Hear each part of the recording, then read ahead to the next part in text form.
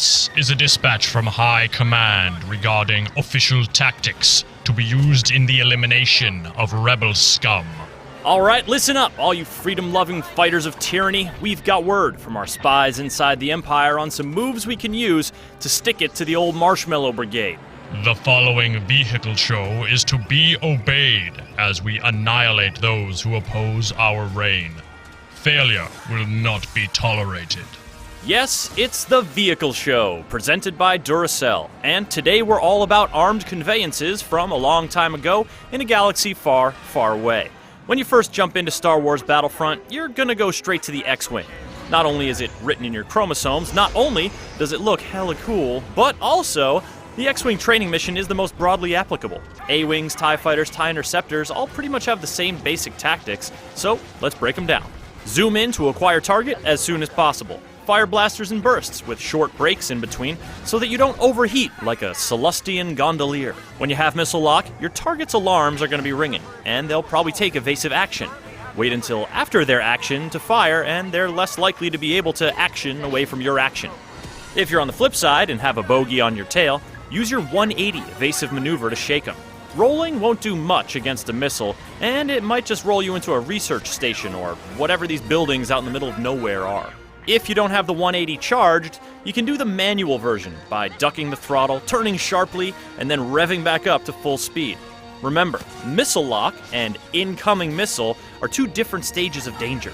Wait until incoming missile to use your faction-specific ability, popping a shield for the rebels and cheesing it skyward for the Imperials.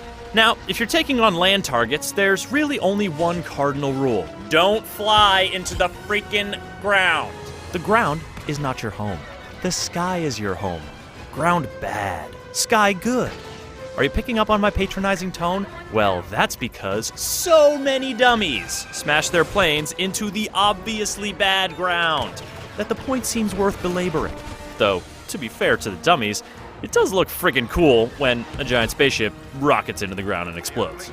Protect your future by using the time-tested, surefire safety method of pulling out of your dive before it's too late. Long, angled approach vectors are key to taking out your primary ground targets, stationary turrets, and AT-STs. But only queue up a strafing run once you know the skies are clear, or you're going to be an easy target. And if you see the enemy infantry all clustered in one area, hell, take a run at them too. You don't really have to bullseye those womp rats thanks to the splash damage on your blasters.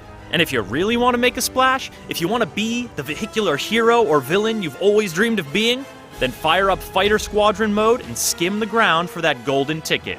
Millennium Falcon or Slave 1, it doesn't matter if you're in YOLO Fett or Han Swolo's ride, you are the heaviest hitter on the block. Like, literally, if you run into any regular ship, you can just watch them break over your hull like so many champagne bottles. But while ice breaking your way through the skies may be delightful, always keep in mind your main priority is the transports. You either destroy them, because you can do it so quickly, or defend them by hanging a little ways back from them and just swatting anybody that comes into range. And prolong your life by playing to your strengths. The Millennium Falcon is more nimble, so use your regular speed boost and tight turning evasion tactics, along with judiciously timed shields. Slave 1 is slower to turn, so be sure to activate the radar disruptor as often as you can. And if you're not the one flying the hero ship, just hang back from it and pick off all the wannabes that fly in and try to take it down. It's that celebrity worship, man. Been poisoning people's minds since like Old Republic times. It's no good. Pop quiz, hotshot. Do you know what a Snowspeeder is? Time's up. Here are moving pictures of one.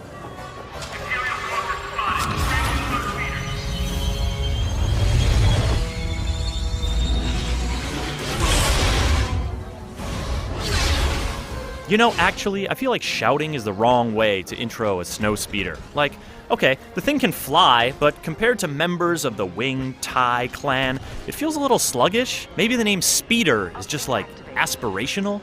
Let's just all agree that it's more of a scooter. The Snow Scooter.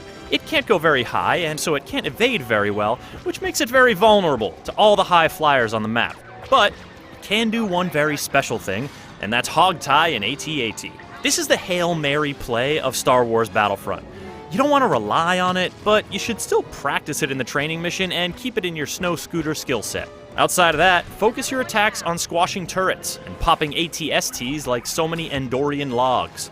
And if right now you're thinking, technically it should be Forest Moon of Endorian log, then I've got a wiki on midichlorians that I just love for you to read. If all this flying is a little too flighty, then maybe some ground flying is more your speed. Bikes. Whoa! Whoa! Whoa! Oh! These things go fast. Like, too fast. Maybe they really should be deployed somewhere else besides a giant frickin' forest. Ever think of that? The long straightaways of speeder bike training are pretty awesome, but the multiplayer maps are just smaller and harder to maneuver on, so you're really more of a distraction than a threat. Try switching to first-person view to make it a little easier to line up targets, and also just to live a little, you know? Because life is short, especially on a speeder bike.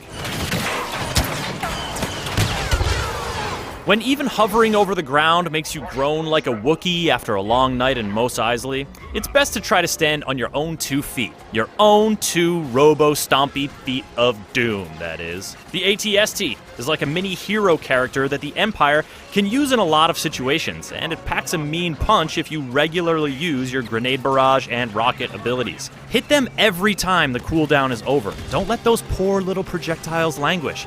It's not fair to them. They want to be killing. Prioritize threats to you, like environmental turrets, and watch out for those nasty little anti-vehicle turrets that infantry enemies can deploy. You'll be targeted from the skies as well, but if you fire your rocket at a ship and loosely track your target with your reticle, the mild homing tendencies of your projectile make you a pretty decent anti-air platform, which is what the AT-ST is, a platform. Your natural tendency will be to treat it more like a soldier because of the controls, but if the AT-ST was a soldier, it would have crippling arthritis and be drunk. Better to think of yourself as a minimally mobile turret tower and play it conservatively, working your weapons from afar. After all, if history teaches us anything, it's that AT-STs charging headlong into combat get killed by teddy bears. This ain't Toy Story 3, man. The teddy bears are gonna win. Well, that about rounds it out for this episode of the Vehicle Show. Wait, okay, we forgot someone. Alright, yeah, lumber on over here, you big galoot. Behold, the AT-AT.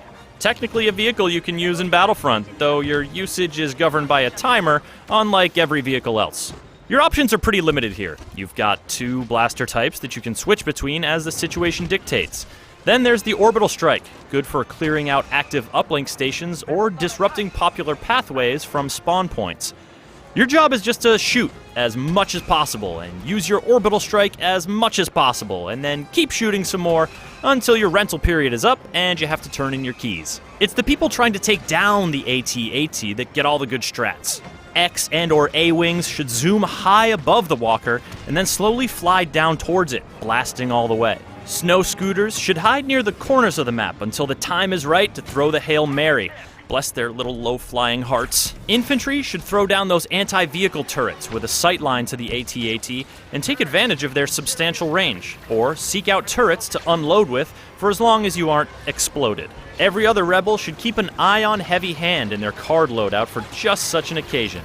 It never doesn't not hurt to be always forever prepared. In the ongoing battle between Donut Heads and Shy Guys, those who can master the winged and legged vehicles will have a distinct advantage. With this video training course under your belt, you're ready to get out there and engage in the true challenge of Star Wars Battlefront, racing against your teammates to pick up floating blue ghost coins. Ha ha! The ghost coin is mine. That's it, you got it.